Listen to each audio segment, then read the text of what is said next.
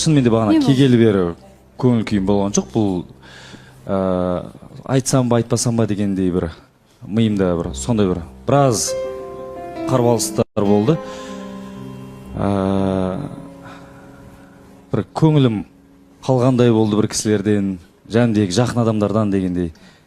Ханзада байқауына барасыз ба? Жоқ, оған мүлде қатысы жоқ негізі. Осы сәтті күттім негізінде. Біраз ханзадалыққа дайындық болды, ханзадалық болды. Ешкімнің көңіл күйін сүргім келген жоқ негізі. Мен үшін бір ауыр бір тақырыптар болды. Менің өмірімде жаңағындай жақын адамдарым қатысы бар дегендей. Сол себепті ханзадалықты күттім, өтсін, аман есен, ешкімнің мазасын алғым келген жоқ. Ашығын айтқан кезде бір менің көлігімде бір затым жоғалған болатын. Негізі үлкен қомақты бір сумма. Соған байланысты көңіл күйім түскен болатын.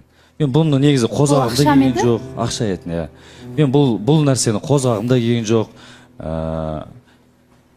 Бір өйткені көлігіме жақын адамдарынан басқа ешкім мінген жоқ етін. Осы именно ханзадалық кезінде біздің ешқандай уақытымыз болған жоқ, артық жерлерге бір жүру деген сияқты. Только осы эфирге келеміз, кетеміз дегендей. Бір андай ғой, бір миым осы адам дейді, бірақ жүрегім жоқ, қоя салшы деп тұрды. Мен қозғағым келген жоқ, бұл тақырыпты до конца негіз қозғағым келген жоқ, бірақ